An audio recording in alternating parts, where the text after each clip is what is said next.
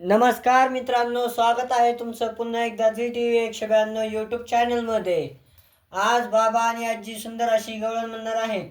गवळण आवडल्यास व्हिडिओला लाईक करा, चॅनलला सबस्क्राईब करा आणि कॉमेंटमध्ये नक्कीच सांगा गवळण कशी वाटली। तर चला आपण गवळणला सुरुवात करूया।